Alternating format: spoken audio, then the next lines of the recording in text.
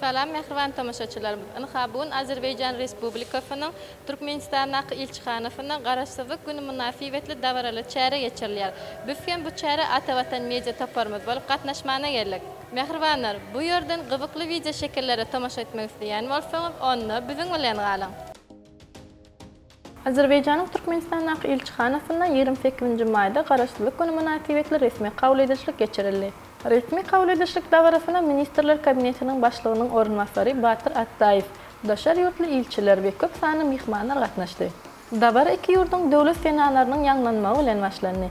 So'ngra Azerbayjonning Turkmenistondagi elchisi Gismet Gazalov o'z chiqishida 106 yil bundan qarashchilarni g'azanan Azerbayjonning har bir vaqtda yurtning prezidenti Ilham Aliyevning yo'l boshchiligida o'qishni o'sish yo'lida qadam bosganligini belgiladi.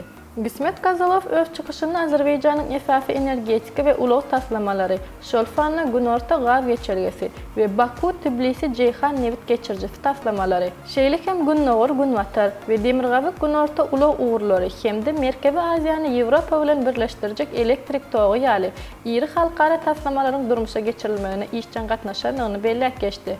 Elchi Azerbayjon bilan Turkmenistonning arasındagi ikki taraflarning qatnashliklari borada durib keçib, so'nggi davrda ikki yurtning arasındagi yuqori darajali safarlarning natijasida strategik qatnashliklaring xavfi po'talanganligini belgilab, geçen yil savdo do'lanishining 75 ko'tarim yuqorilanib, onun 800 million ABSH dollarini qo'llaydigini aytdi.